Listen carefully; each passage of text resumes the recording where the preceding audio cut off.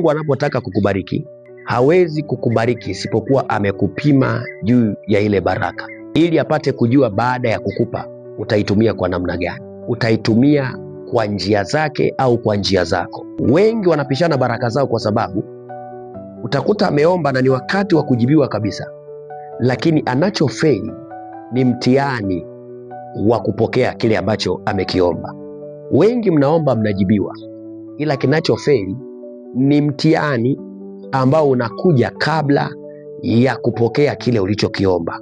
Ndicho kinawafelisha watu, na watu wanakosa nafasi au vigezo vya kupata. Yaani vinapokuja kwao, mizimu ya familia yao inainuka na kuunda mashtaka katika ulimwengu wa roho. Unampa hichi, mbona kuna ABCD? Na neno lako Mungu linasema ABCD. Kwa hiyo huyu mtu kwa sababu ya kufeli mitihani, ambako kufeli kule kunatokana na tabia yake, kunapelekea kuto kupata vitu vya kimungu. Ile hazina za kimungu hazidhiriki na kutokea nje kwa sababu amefeli ule mtihani, na kuna roho za mizimu zimetokea, zimezuia kutoka kwenye familia yao, zimezuia kutoka kwenye nyumba zao, zimezuia kutoka kwenye mtaa wao, zimezuia. Kwa hiyo utakuta huyu mtu hapati kitu ambacho kinakuwa ni baraka ambacho Mungu amekukusudia, lakini kwa sababu ya kufeli majaribu au mitihani Mungu anayompa.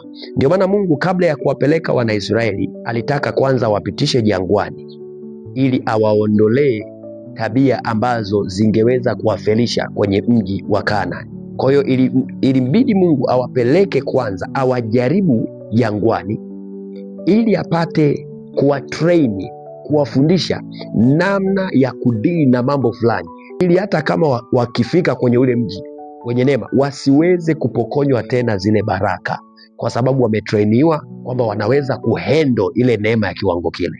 Kwa tambua kwamba ni lazima ujaribiwe ili upate kile ambacho unatakiwa kupata. God bless you. Mungu akubariki sana. Junior is amen.